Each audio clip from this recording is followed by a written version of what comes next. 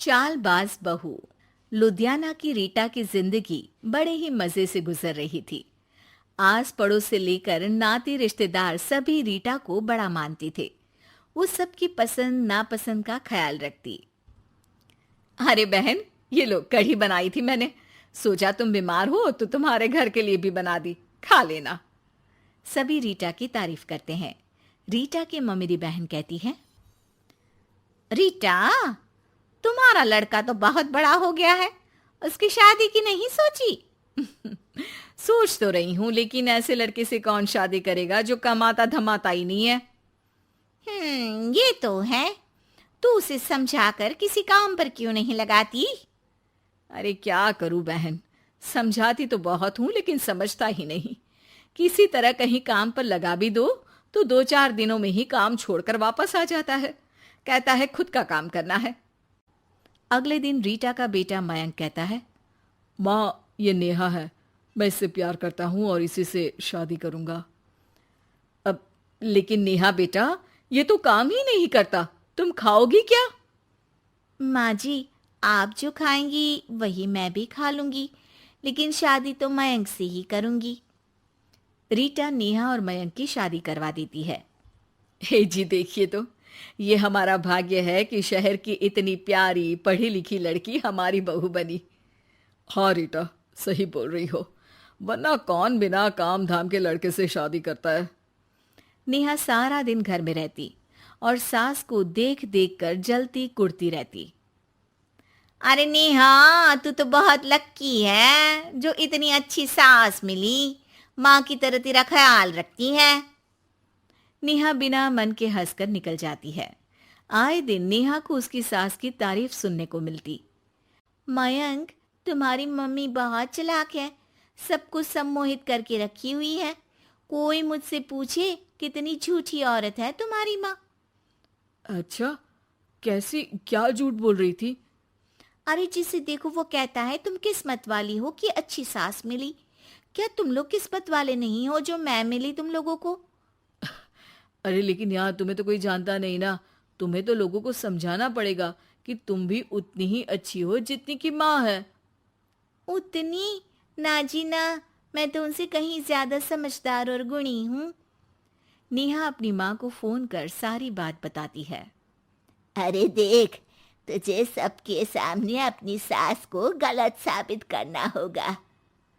अगले दिन नेहा हाथ में टूथपेस्ट लगाकर घर के बाहर खड़ी होती है कि पड़ोसन उससे पूछती है, अरे नेहा बेटा, क्या हो गया?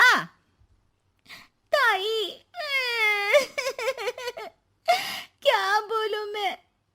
मेरी सास से मत कहना ताई जी, मेरी सास ने गुस्से से जला दिया। मैं नहीं मानती, रीटा तो बड़ी ही भली औरत है। मेरा पति कोई काम नहीं करता ना, सारा सारा दिन ताने देती रहती है, कहती है तुझे खाना तभी दूंगी जब घर का सारा काम करेगी।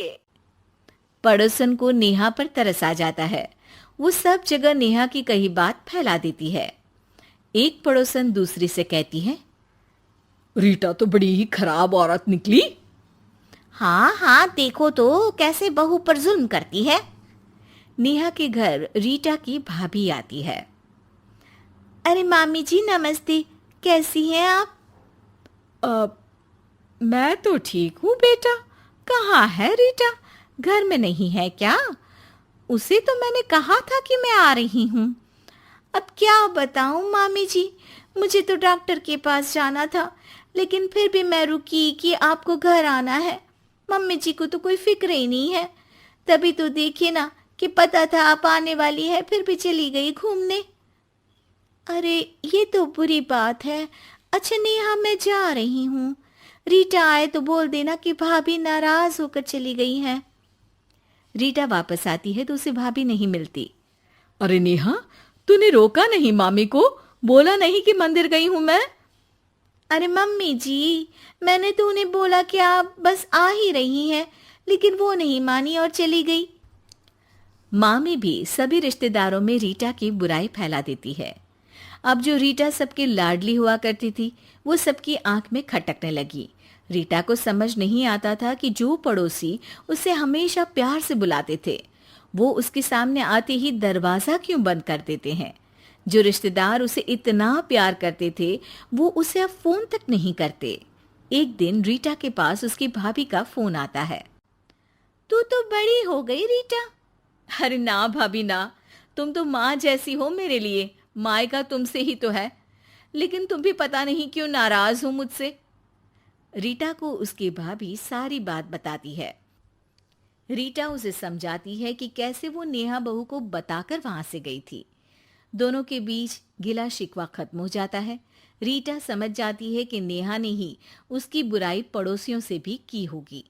रीटा सबके घर जाकर बात करती है, जहां उसे पता चलता है कि नेहा ने ढेर सारी झूठी बातें कर रखी है। रीटा सोच लेती है कि वो नेहा को सबक सिखाकर ही रहेगी। नेहा, तेरे ससुर जी रिटायर हो रहे हैं, तो अब तू और मयंक कहीं और घर देख लो। अरे कैसी बातें कर रही हैं सासू माँ, ये तो कोई काम नहीं करते, हम कहाँ जाएंगे। तभी वो पड़ोसन आ जाती है। अरे नेहा, अच्छा ही तो है, तेरी ऐसी सास से छुटकारा मिल रहा है जो तुझे बात बात पर जला देती थी ना। घर जरा जल्दी खाली कर देना नेहा, मयंक से भी बोल देना। नेहा को समझ आ जाता है कि सास को सब पता चल गया है। वो उसकी पैर पकड़ लेती है। सासू माँ, मुझे माफ कर दीजिए, मैं आगे से ऐसा कभी नहीं करूंगी।